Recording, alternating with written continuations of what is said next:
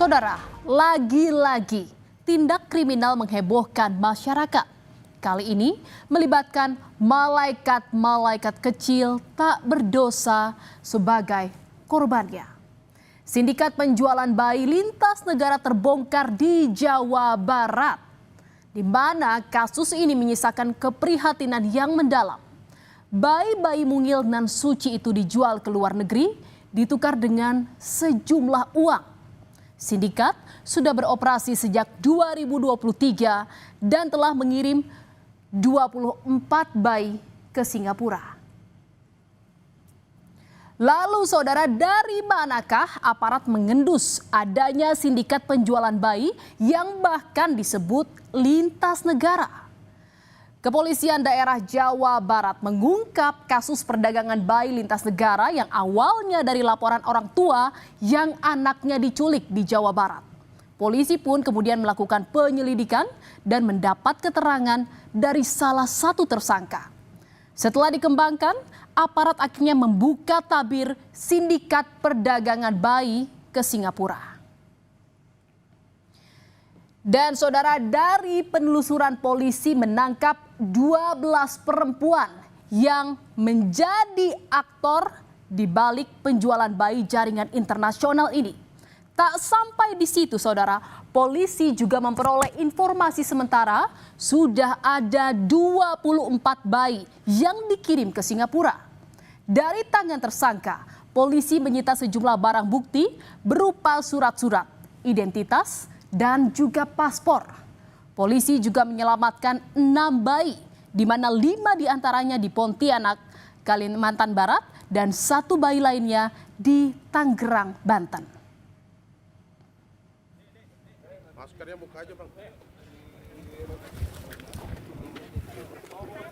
Dan saudara, inilah ke-12 tersangka penjualan bayi lintas negara. Mereka memiliki peran masing-masing dalam melancarkan aksinya. Mulai dari perekrutan awal sebagai perawat bayi, pembuatan dokumen, hingga bagian pengiriman. Bahkan Polda Jawa Barat kembali menangkap dan menetapkan 1 orang tersangka. 1 tersangka ini berperan sebagai penampung para bayi sebelum dijual. Ia ditangkap Selasa malam pada 15 Juli 2025 saat baru tiba dari luar negeri. Nah, tadi malam kita juga mendapatkan 1 tambahan tersangka lagi, kebetulan baru pulang dari luar negeri, kita cekal dan diamankan di imigrasi Bandara Soekarno-Hatta, sudah kita ambil dan sekarang dalam pemeriksaan. Yang ditangkap itu apa perannya? Perannya dia sebagai penampung juga, salah satu penampung. Di Singapura juga? Salah satu penampung di Jakarta.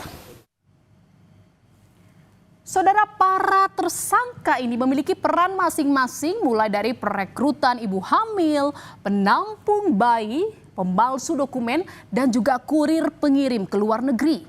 Bahkan mirisnya lagi, transaksi jual beli bayi sebelum lahir atau saat janin masih dalam kandungan sejak usia 8 hingga 9 bulan.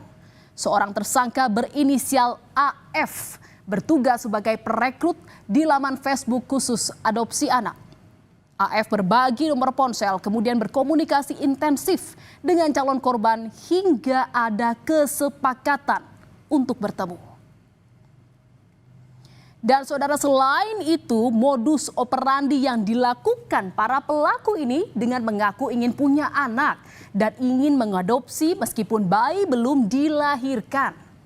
Ibu hamil yang menjadi target pelaku pun tergiur bertransaksi karena pelaku menjanjikan uang besar mulai dari 11 hingga 16 juta rupiah untuk harga setiap bayi.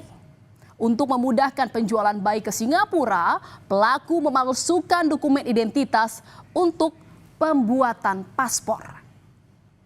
Mereka mempunyai peran-peran yang berbeda-beda. Yang pertama sebagai perekrut awal, ya sebagai perawat ketika masih bayi maupun juga transaksinya bahkan sampai sebelum lahir, yaitu dalam kandungan, ya. Kemudian ada penampungnya, dan juga ada pembuat surat-suratnya dan juga pengirim. Yang rencananya pengiriman ini dikirimkan ke Singapura.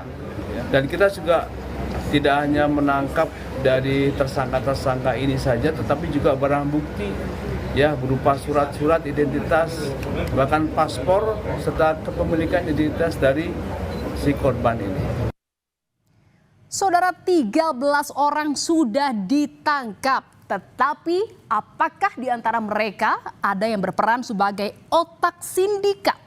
Menurut polisi, otak sindikat merupakan warga negara Indonesia yang berada di luar negeri dan sudah dilakukan pencekalan. Tetapi kalau belum kembali ke Indonesia, polisi akan menggandeng Interpol dan mengeluarkan red notice. Di mana red notice adalah permintaan resmi dari Interpol kepada negara-negara anggotanya untuk mencari dan menahan sementara seseorang yang dicari, baik untuk dituntut atau menjalani hukuman sambil menunggu proses ekstradisi atau tindakan hukum lainnya. Dan saudara, sejatinya memiliki buah hati adalah dambaan banyak pasangan menikah. Tetapi tak semua orang memiliki keistimewaan untuk menimang anak kandung. Tak jarang saudara, segala cara pun dihalalkan untuk memiliki anak meski harus melalui jalur ilegal yang merogoh kocek yang kerap kali sangat dalam. Yang memprihatinkan, kawasan penduduk miskin baik di pedesaan maupun perkotaan sering menjadi sasaran empuk sindikat jual beli bayi. Terkuaknya sindikat penjualan bayi bukanlah untuk pertama kali.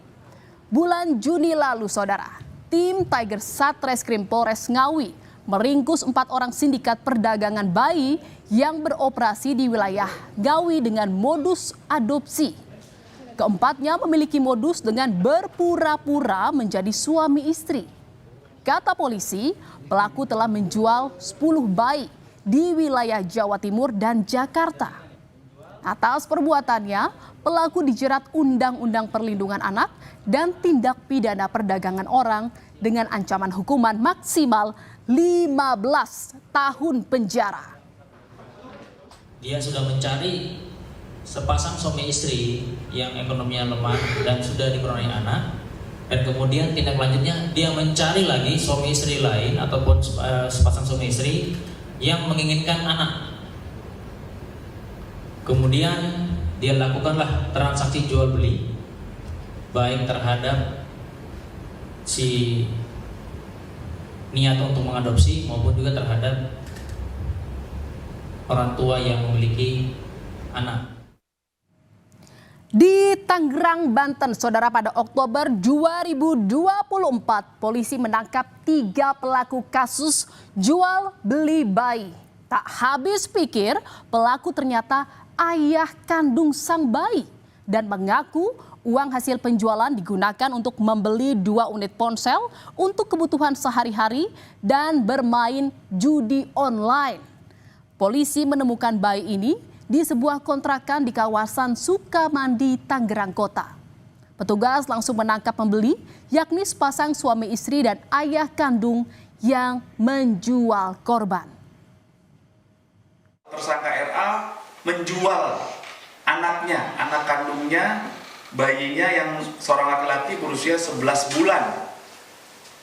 Hasil penjualannya digunakan untuk membeli 2 buah handphone untuk keperluan sehari-hari dan juga untuk bermain judi. Saudara, motif ekonomi selalu menjadi biang kerok pemicu timbulnya tindak kriminal perdagangan bayi. Padahal bila terungkap, pelaku mendapat ancaman hukuman hingga 15 tahun penjara sesuai pasal 2 dan 4 Undang-Undang Tindak Pidana Perdagangan Orang atau TPPO. Dan pelaku juga akan dikenakan dijerat juga dengan Undang-Undang Perlindungan Anak. Tetapi seolah tak jera, kejadian serupa terus berulang.